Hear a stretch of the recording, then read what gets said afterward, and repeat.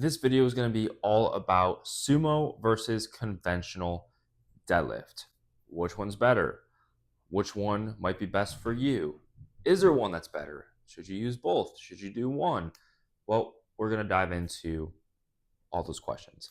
So, first, let's kind of dive into exactly the difference between sumo and conventional. So, we'll start with conventional. That's the one that you see a lot of people do. It's where you have about a shoulder width stance, grabbing the bar on the outsides of your legs and deadlifting it up. This is how I originally started deadlifting when I was in high school, because that's just the way that everybody was doing it. And also, I was under the impression that sumo was cheating, which it's not. So I started conventional and I got pretty strong. But one thing I always noticed was my low back tends to hurt when I go super heavy with conventional. Um, and that's one of the drawbacks of conventional is it can be a little bit strenuous on your low back. Doesn't mean it is for everybody, but if you don't have the proper form, the right body and like limb length and mobility to get down to the bar, it could be problematic on your low back. But if it feels good for you, it's a great lift. Now, a conventional, the way that it's shaped, or I should say the way that the movement is positioned, you're going to be working a lot more of your back muscles, right? So like your erectors, obviously your lats. It's going to be working a lot more of your back, as well as your hamstrings and your glutes based on where you're positioned with the bar. The conventional in that aspect is great. Typically too, if you have like shorter legs, right, it's easier to get down to the bar because your knees don't have to travel as far forward. And then obviously having long arms helps with that too, right? Because the more I'd have to bend down and get to the bar with my knees, the harder it's going to be and the more range of motion I'm going to have to get through, right? So that's conventional. Sumo is a little bit of a wider stance, right? So wider than shoulder width, turning our toes out, grabbing on the insides of our legs. This is great for people who have longer legs because we don't have to bend down as far. So it's easier for people to get down to the bar if you have longer legs and you're a little bit taller. If you have low back issues, it doesn't place as much strain on your low back. It's loaded more in the hips and the legs. So that's nice too. And I just find that for most people, both feel really good. And it's just kind of based on the preference. But if there's one that a lot of people like more than the other, it tends to be sumo. Now, this is just based on my experience. There's a lot of people that love conventional, right? But a lot of people, if they had to pick one, they would pick sumo. And I started with conventional, but now I do prefer sumo for me personally. But most people, they do fine with both. And I think both is probably the sweet spot. If you could do both, you could do a phase of conventional, like a 12-week block of conventional. Then you could do a 12-week block of sumo and kind of switch it out because you're going to get benefits from both, right? So there is no one best answer. The one that's best is what's going to feel best for you, the one that you enjoy the most, and the one that you're going to be able to lift the most weight on without hurting yourself. The movement getting in position applies to both, right?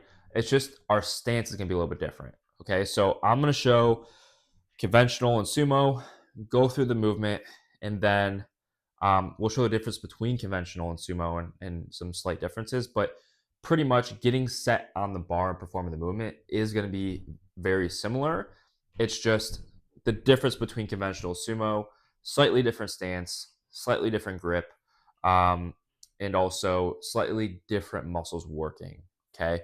So with conventional, you're going to walk up to the bar. Feet are going to be shoulder width apart. I'm kind of standing to where the bar's over midfoot. So if I look down at my shoe, you can actually see like the bar's directly over my shoelaces.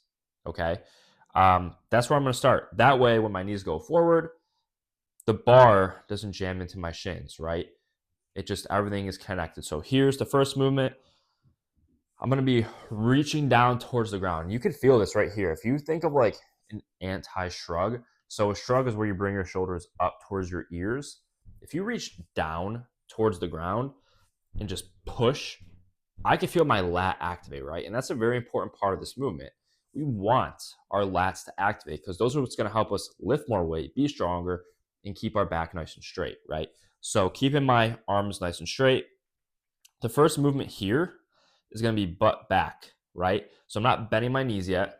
Butt's going back, back, back, back, right? Until I can't push my butt back anymore, all right? Once I can't push my butt back anymore, then I'll bend my knees to grab the bar. This is my starting position, all right? So notice how my chest is up, nice and tall, right? I'm not caving down. I have a nice flat chest. If you stood to the side of me, you would see my back is at a nice 45-degree angle. So that's a good set position. Now, in terms of grip, I like to have everybody start with double overhand grip because it's going to help you improve your grip strength and not create any imbalances in your arms, right? So I like to start with double overhand grip to work on strengthening your grip, keeping everything nice and equal. Grab right on the outsides of your legs. So you can think of actually pushing your shins into your hands. Once you get too strong for that grip, because eventually your legs are going to be stronger than your grip to what it can hold, that's where a mixed grip can come in as well. That's where you're having one palm up, one palm down. And that just is going to allow the bar to kind of sit in your hand a little bit easier and strengthen your grip a little bit so that bar doesn't move. All right, so we're going to do double overhand for this. So getting in position. Once I'm down here, right, I want to think of taking a big belly breath in. So what that looks like is filling my belly up with air and then pushing out as hard as I can. So it's kind of the opposite of what you think, like if you're at the beach and you're trying to flex your abs, where you're kind of pulling your belly button in towards your spine and flexing your six pack. This, you almost want to kind of make act like, I don't know, like you're Santa Claus or something, and you're trying to push your belly out and get a little bigger belly, right? And push out. That's going to brace that core, protect that spine, and actually lead to more strength as well, because you don't have anything leaking from the lower body to upper body. So taking a big belly breath in, pushing it out two ways. Think of like somebody's going to punch you in the stomach as hard as you can. You're bracing for that. Or like you're trying to take a poop, right? Like you're trying to push really hard and you're bracing your core. Okay, so when I'm in the bottom, right, long arms, pushing butt back, knees are going forward, grabbing right on the outside of my shins. Here I'm taking that big belly breath in, pushing out like I'm trying to take a nice little poop. Now from here, I'm not thinking of pulling the weight up with my arms, right? My arms are just simply there to hang on to the weight. Thinking of driving my feet to the floor. This is a lower body movement. Our back is just there to hang on to the bar. My legs are going to be doing all of the work. So I'm hanging onto the bar, in position, bracing my core. Now I'm going to drive through my feet almost like I'm doing a squat. Right when the bar gets to my knees, I'm popping my hips forward. Okay? Then I'm going to do the exact opposite on the way down and let gravity take the bar down. So at this point, I should still be holding my breath all the way up. So imagine I haven't been talking this whole time and I'm still holding my breath. I'm going to still hold it, set the bar down, and reset. Okay, so I'm keeping my hands on the bar between each rep. I'm resetting. I'm not going to just do touch and go like that, right? Because even though that's easier, it's easy for the bar to kind of shift and throw things off. You're using momentum to get the weight up from that bottom portion, which is the hardest part, and your muscles are working the hardest. So you're missing the benefits of using your muscles to get the weight up because you're using momentum. So you want to make sure you're resetting after every single rep. Okay, so I'm down here, pulling, bracing my core. Breathe out, breathe in, reset. Set the bar down. So last thing, notice how I'm also taking the slack out of the bar or the click, okay? So there's a little click here. You can hear it, okay? That's when the edge of the barbell touches the top of the middle of the plate and everything's connected, everything's engaged. It's gonna lead to a stronger deadlift and a much smoother deadlift, right? So that's the last portion. So once I'm down here, everything's engaged. Okay, shoulders, I have nice long arms, right? Nice straight bar path. So my shoulders directly overeat the bar. Nice long arms. Lats are engaged. I take a Big breath in my belly to brace my core. Last part is going to be taking that click out of the bar. So I have my core braced. Now I'm going to take the click by just think of pulling up just a little bit. Now I'm going to drive my feet to the floor. Boom. Set the bar down. Boom. So that's how you set up for the deadlift. The same thing applies for the sumo. We're just widening our stance. So again, sumo is going to be working a little bit more adductors since we have a nice wide stance. So for me, I don't like to go super wide because it doesn't feel too good. For you, super wide stance might feel great. So play around with the stance, see what feels good for you. For me, I like more of a moderate sumo. So slightly wider than shoulder width, toes pointed out to open up my hips. Same thing. My hips are going to go back. I'm grabbing on the insides of my legs, right, versus the outside. And I'm thinking of spreading that floor part with my feet, activate my glutes. And this is the same exact thing, bracing my core, double overhand grip, taking that slack out of the bar. Now driving through my feet, popping my hips forward, setting it back down. We're going to go over a few common mistakes that I see in the deadlift. These won't be all the mistakes, but these are just a few of the common ones to help you with your deadlifts and that you'll probably make because we've all made them and I see people make them every day and they're very, very simple to correct. Okay, so the first one's the easiest. What I see a lot of people do, and sometimes I'm guilty of this myself, is when they go to pull the bar up, the bar is just too far away from their shins, right? So the farther the bar is away, the more forward you have to bend over. That's going to place more stress on your low back, which is what we don't want, right? Like your low back is being worked in this movement, but we want our glutes and our hamstrings, to be taking on most of the load, right? So when you're pulling the bar up, you want that bar touching your shins, right? So you actually want to pull the bar up and really kind of think of like scraping your shins and your legs. That way the bar goes in a nice straight path versus you having to reach forward and kind of like pull it back. So it's going to be safer and you're not going to lose a bunch of energy trying to pull that, okay? The next one is taking the slack out of the bar, which we kind of talked about. A big mistake that I see is people not taking the slack out of the bar.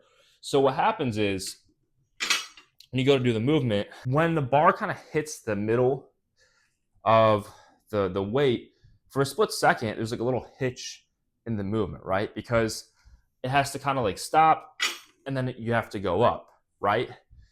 Versus it being nice and smooth. So number one, it can throw off your form a little bit. And number two, it's going to require a lot more energy to have to do that because now you're overcoming that little like hitch versus it just being kind of like a straight pull. So like I said, what you want to do is just create a little bit of tension. So when you're down here ready to deadlift, you want to think of pulling up just a little bit until you hear that click like this. Click. Now when I pull, it's nice and even, super smooth, and it's not going to require as much energy, okay? The other thing I see a lot, and I'm going to turn this barbell around to the side so you can see it. You can't see the whole barbell, no worries, as long as you can see my hips. I see a lot of people either start their hips way too low, right? So it's almost like a squat. It's just going to be inefficient. Again, you're not going to be super strong in that position because you're not really loading up your hips. And then your hips kind of shoot up and it becomes like a weird, like segmented straight leg RDL. Or their hips are way too high and it becomes just like a stiff-legged deadlift where they're just pulling with their low back. You want your hips somewhere between your shoulders and your knees, okay? Had to think there for a second. So again, we don't want them too low, but we also don't want them too high. Somewhere in between, right? So it's in between my shoulders and my knees. We're good. Now I can pull efficiently as I wreck that, and we're gonna be good there, all right? The other thing I see is not engaging our lats, which we talked about at the beginning, right? So we want nice long arms, but we want to keep our armpits tight, right? If our upper back is rounding too much, that can go down the rest of the spine, be an inefficient lift, and we want to promote good posture. Not saying upper back rounding is bad, But especially learning the deadlift, we want to make sure that our back is flat as possible. So that's where we just really keep our arms nice and long, activate our lats. When I'm down here, I'm actually thinking of there's a piece of paper in my armpit. I'm really trying to hold that paper in the armpit. And you can feel this right here. If you just do this movement like this, my armpits are nice and tight. My lats are engaged. I'm keeping my back nice and flat, right? So that's another mistake that I personally see.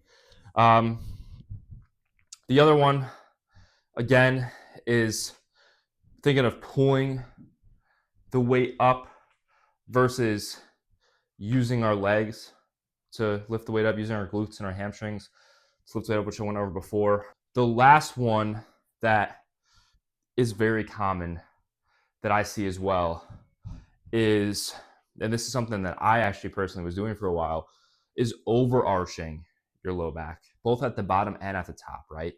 So it's good to see this from the side. When I go to deadlift and we're in this position, you don't want to raise your chest up too much to where you're overarching your low back, right? So you just don't want your chest facing the ground. You want it up, but not so up to where you're overarching your back, okay? So keep your arms nice and long. If your upper back's rounding just a little bit, like mine, that's totally fine. We want nice long arms, okay? You don't want to keep those arms back because that shortens your arms. You want nice long arms, back nice and flat. I'm not overarching, chest is up, but it's not super overarching. And then I'm just gonna pull, boom, like this.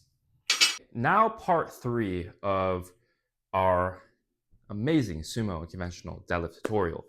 What happens if you can't pull the bar from the ground yet? Dude, perfectly fine.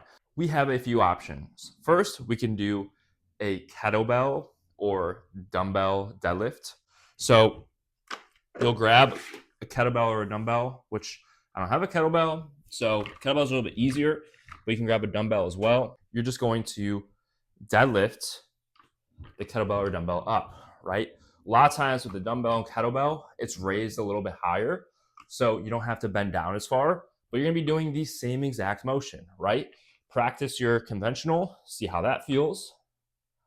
Practice your sumo, see how that feels. And it's a really good way to practice the movement without having to use a barbell. And let's say like you're ready to move to a barbell because the kettlebell is too easy, dumbbell's too easy. You could actually, number one, use a smaller barbell. I don't have them here,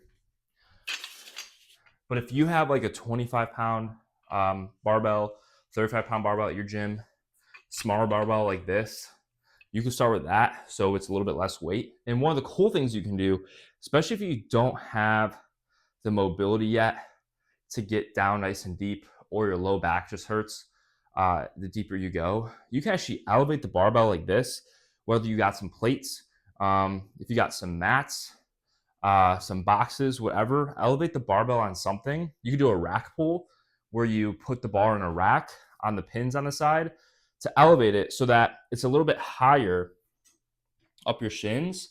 So I don't have to go down as far. I can just pull from a little bit of a higher point that feels comfortable for me and do the movement this way. That way, I still practice the movement. Feels good for my back.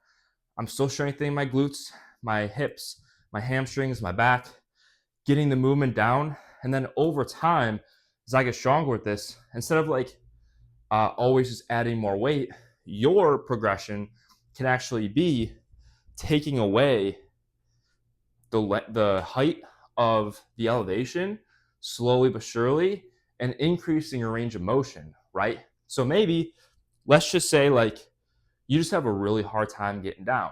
Cool. Well, maybe you could place the barbell at your knees, and then maybe the next month you place it a little bit lower. Maybe it's like right below your knees. Then maybe it's mid shin, and then maybe eventually pull from the ground. So you're kind of like going down deeper and deeper and deeper, increasing that mobility, gaining strength in that new range of motion, and you can do that. So that's one of my favorite options there. And then if let's just say, man, Bob, no matter what I do, just deadlifts don't feel good for me right now. you could do one of two things. One, you could use a trap bar if you have it, which we'll use in another different video. But as you can see, the way this is made, the handles are at the sides, and it just allows for a little bit less stress on your low back, and it just feels a little bit better. It's a lot more beginner friendly. So if your gym has these, cool, you can start with this. Great option. Not every gym has it. I think I got this off of Amazon for like 50 bucks. It was pretty cheap. Might have been like a Black Friday sale, but still very affordable. I know I'm kind of close, but let me just show you like what a rep looks like. So my hands are at my sides and I'm deadlifting it up. Or what you could do too is you could just do an RDL, so the top portion of the deadlift. That way you don't have to go down super far and strain your low back if it doesn't feel right.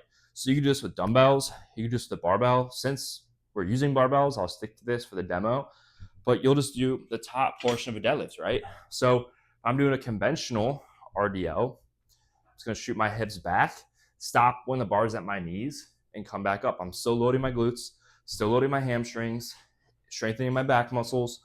Or you could do it in a sumo style stance, right?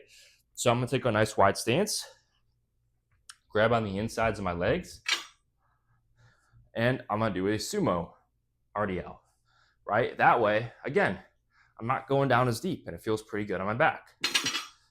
So while being able to deadlift from the floor might be the ultimate goal, it doesn't mean you have to start there right now. And if you can't deadlift from the floor, it doesn't mean something's wrong with you or you should not do it at all. Like, do whatever one feels best for you right now.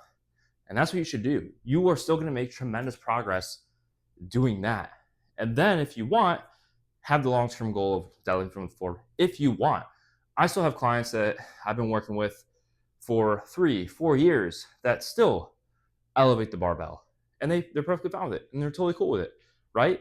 Sometimes if I like am having like a weird day at the gym, like my back's just a little iffy, I'll elevate the barbell too. Like, there's no right or wrong way to do these. It's whatever feels best for you. But I want to give you a few options to choose from so that you can sumo deadlift and conventional deadlift.